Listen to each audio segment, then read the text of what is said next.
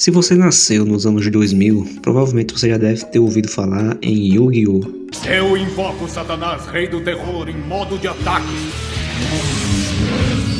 Parece que a sorte favoreceu Satanás, o rei do terror. Satanás! Se você não assistiu o anime na época, provavelmente você deve ter comprado as cartas que vendia nas bancas de R$1. Pois é, Yu-Gi-Oh! Ficou muito famoso aqui no ocidente, principalmente aqui no Brasil. O capeta está aqui, ó, e crianças de 2 anos e meio estão sendo treinadas por esse baralho para realizar magia negra. E com essa popularidade toda, a Konami trouxe um dos jogos mais conhecidos do Play 1, Yu-Gi-Oh! Forbidden Memories.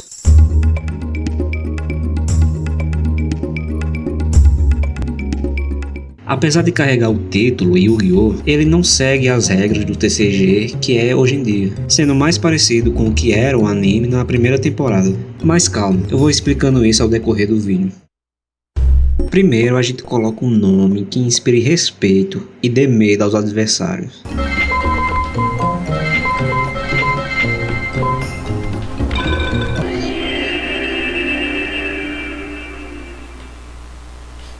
Forbidden Memories é dividido em 2 estilos, um duelo de cartas e uma visual novel. O jogo começa com um cara de Baphomet investigando e descobrindo escrituras antigas. Depois dessa breve introdução, a gente encontra o nosso primeiro adversário, um camaradinho azul que se chama Shimomura. Eu sou um mano muito revoltado. De cara a gente já percebe a primeira diferença que existe nesse jogo, é que você não precisa da carta polimerização para fazer uma fusão. Você só precisa levantar as cartas na ordem que você quer e esperar fazer uma fusão. O jogo ele é muito intuitivo, então para fazer uma fusão que faça sentido, é só você pensar o seguinte: se eu juntar um guerreiro com a carta de fogo, o que é que dá? Um guerreiro de fogo, óbvio. No final de cada batalha, você recebe uma nota pelo seu desempenho, que vai de D até S, além de estrelas, que é proporcional ao seu desempenho, e uma carta que o inimigo te dá. Depois de derrotar o Shimomura, a gente tem um mapa em 3D onde a gente pode explorar. Na loja de cartas, a gente pode salvar o jogo e ver o deck. E as cartas que eu comecei, meu amigo, não tem um dragão, não tem um Thunder, só carta horrível. Mas pelo menos eu tive a sorte de começar com Raigeki. E começar com cartas do tipo dragão e raio é muito importante. Vocês vão entender melhor lá pra frente. Andando pelo mapa, a gente encontra 2 personagens que são conhecidos no anime. Primeiro, a gente encontra a Thea e é com ela que a gente duela. No jogo é muito comum você pegar um monte de carta aleatória, fazer uma fusão e no final acontecer isso.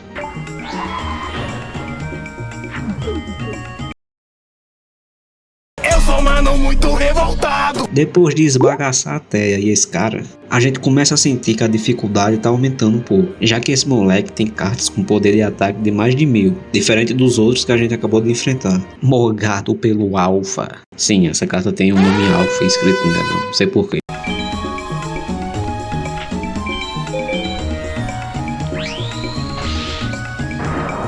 A gente acabou de ver o Alpha sendo morgado pelo poder da astrologia. Sim, aqui a gente tem uma mecânica onde cada carta monstro possui 2 estrelas guardiãs.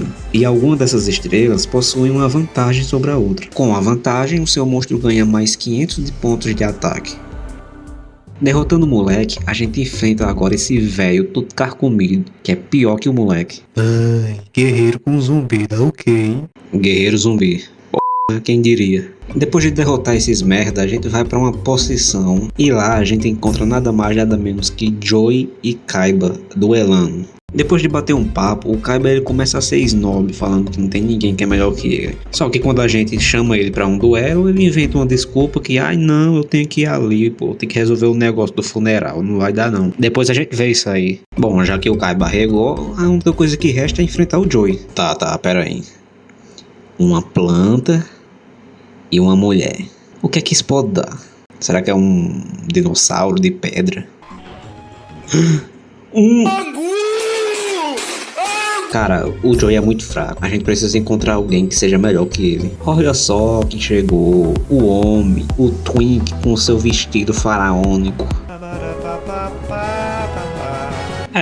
não foi muito difícil não. Depois de derrotar o Seto Kaiba e dar uma explorada um pouco mais no mapa, a gente encontra esses magos aí, tão meio escondido, com cara de quem vai aprontar alguma coisa. Mas calma, que eles vão aparecer também no jogo, só que mais pra frente. Voltando pro palácio, a gente vê que aquele Kaba lá do início do jogo, o Rei Shin, ele tomou o poder e tá destruindo tudo. E é justamente contra ele que a gente vai duelar. Até agora, os duelos foram bem de boas. Alguns são mais fracos que os outros, alguns podem até dar um certo problema, um certo medo ali, mas nada que a gente não resolva. Agora, quando a gente enfrenta o Rei Shin pela primeira vez, aí você percebe que esse jogo ele não tá aqui pra passar a mão na cabeça de ninguém. E enquanto você tá lá fazendo uma fusão de 1800, 2000, 2100 e se achando foda, o Rei Shin simplesmente manda uma carta de 3.500 de cara sem nem fazer fusão nem nada. É aqui que você se caga todinho. Mas é óbvio que não tem como ganhar desse cara. E é justamente isso que o jogo quer que você faça, que você perca. Continuando a história, depois que você é pelo Rei Shin, você fica loucão de bala, perde a sua alma e agora você vai reencarnar lá pra frente, muitos anos depois. Agora você tá na idade moderna e você tá prestes a participar do torneio patrocinado pelo próprio Seto Kaiba. E eu não sei porquê, mas essa trilha sonora do campeonato me deixa com uma porra de uma ansiedade que eu não entendo.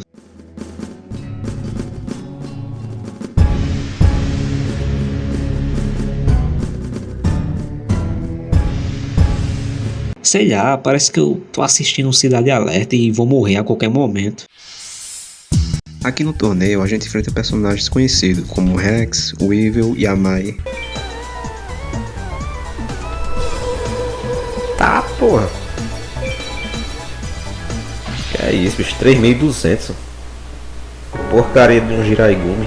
3.200.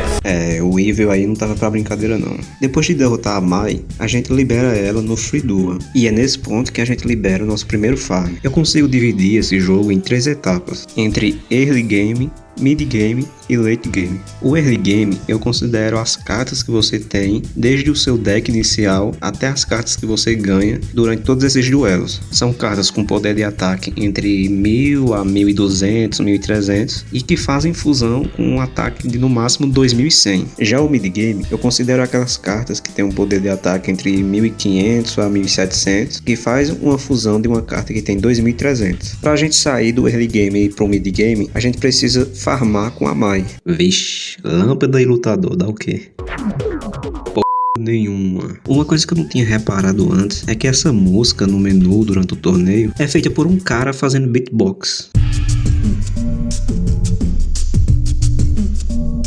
Oi amigo, não entendo sua língua, eu sou brasileiro. E por falar em trilha sonora, as que esse jogo tem é simplesmente um absurdo.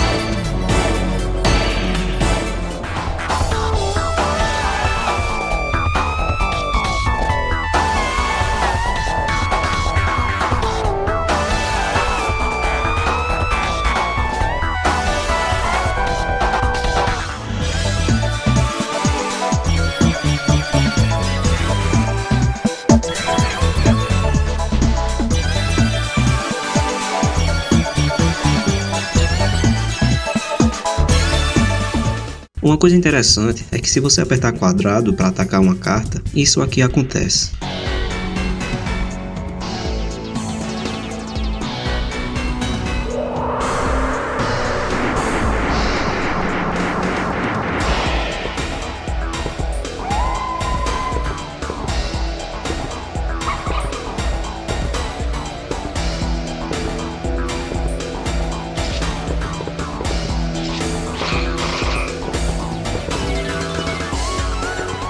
Depois de ter farmado um pouco na Mai, eu resolvi continuar a história, até derrotar, com muita dificuldade, o Pegasus. E uma coisa engraçada é que o Pegasus ele invoca uma carta chamada Meteor Dragon.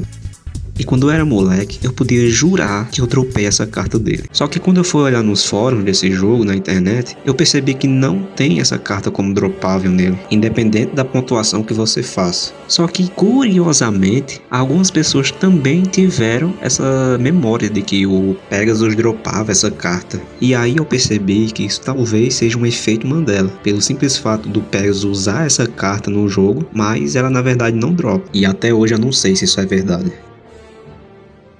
Quando eu tava chegando no final do mid-game, eu percebi que eu não tinha nenhuma carta do tipo dragão e nem Thunder. E aí eu resolvi comprar alguma dessas cartas. E para isso você precisa colocar um código numérico de 8 dígitos. E não pense que você vai poder comprar o dragão branco de olhos azuis ou o mago negro. Agora o motivo de eu ter comprado essas cartas é que cartas do tipo dragão e raio conseguem fazer uma fusão de outro dragão e tem um ataque de 2800. E é justamente ele que vai fazer a gente transicionar do mid game para o late game. Agora, com a possibilidade de fazer essa fusão, a gente termina de enfrentar o Kaiba e a gente acaba ganhando o torneio. Feito isso, a gente volta lá para a Idade Antiga. Agora parece que tá tudo em ruínas, como se alguém tivesse tomado o poder daquele lugar. Depois de um papo aqui e ali, investigar escrituras antigas e rever o Kaiba, tá na hora da gente partir pro nosso próximo e último farm. O Middle Mage ele é um caso curioso, porque ele consegue dropar pra gente algumas cartas que vão fazer a gente de fato chegar no late game. São cartas com ataque entre 2000 a 2500 e até mesmo a carta que vai carregar a gente até o jogo inteiro, que é o Meteor Dragon, que é a carta que tem 3500 de ataque. E meu amigo, eu farmei, que não é brincadeira não. Porém, depois de derrotar ele mais de 67 vezes e perder algumas, eu consegui finalmente dropar o meu primeiro Meteor Dragon.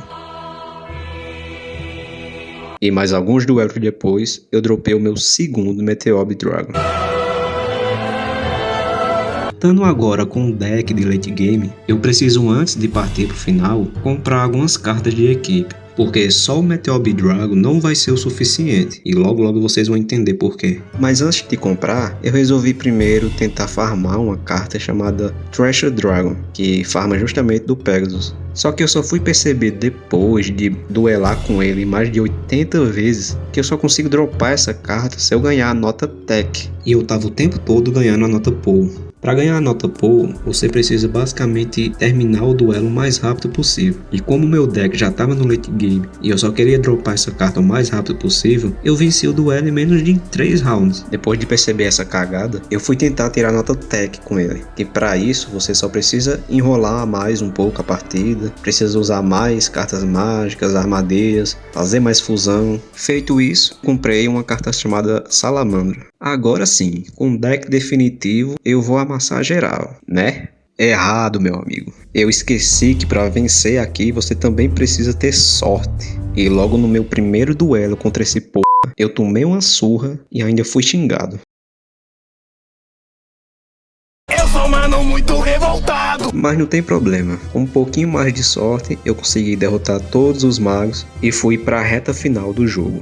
Vencendo Zé Jacaré e Zé Curubu, chegou a hora da grande revanche contra o Rei Shin. Bafomé? E olha, foi muito satisfatório, porque agora eu também tenho essas mesmas cartas que ele. Vencendo o Rei Shin, a gente finalmente chega para enfrentar ele, o homem, o faraônico Seto III. Se eu vim ver o macaco. Aí você me pergunta, mas por que ele é tão faraônico assim? É pelo simples fato dele ter essa desgraça aqui.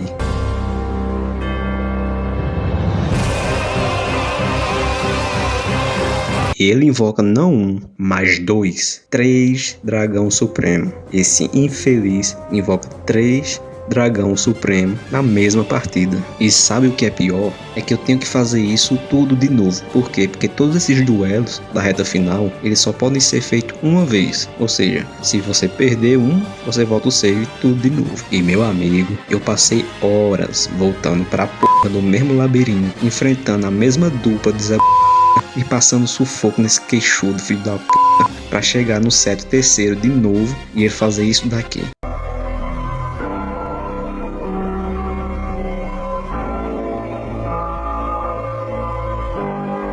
Mas beleza, depois de passar um pouquinho de raiva, eu finalmente consigo ganhar dele. E aí eu chego no Final Boss. E olha, é um pouco decepcionante. Esse cara, ele foi literalmente summonado com magia das trevas pelo próprio Heishin só pra jogar uma partida de truco. E sabe o que é pior? Ele é mais fraco que o Seto terceiro e o Heishin. Se pá, ele é mais fraco que esse merda aqui. E é isso. Sem muita dificuldade, eu venço esse boss final e zero o jogo.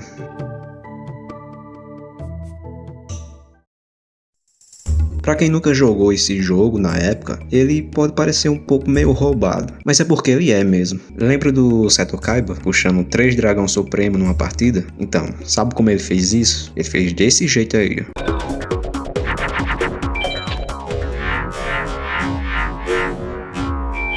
O cara literalmente roubou. Mas assim, mesmo ele sendo desbalanceado para quem tá começando, eu ainda acredito que vale muito a pena jogar ele hoje em dia. Aqui é muito mais simples. Você não vai ter cartas síncro com um romance inteiro para você ler na descrição da carta, ou uma sequência infinita de combos que faz de você mais como um espectador do que um jogador em si. Aqui é tudo mais simples. Você vence se tiver a carta mais forte. Yu-Gi-Oh! Forbidden Memories é um jogo de paciência. Você farma, duela, perde, xinga a RNG e o Seto Kaiba por ser um ladrão antiético filho da p. Mas no fim, quando você passa por cima de tudo isso e de fato zera o jogo, vem aquele alívio, aquela recompensa que é muito mais satisfatória do que qualquer estresse que você já passou nesse jogo. Então, se você quer um desafio e nunca jogou Forbidden Memories, eu aconselho a você tentar também. Mas se mesmo assim você ainda não gostar do jogo, pelo menos você terá ouvido uma das trilhas sonoras mais fodas já feitas.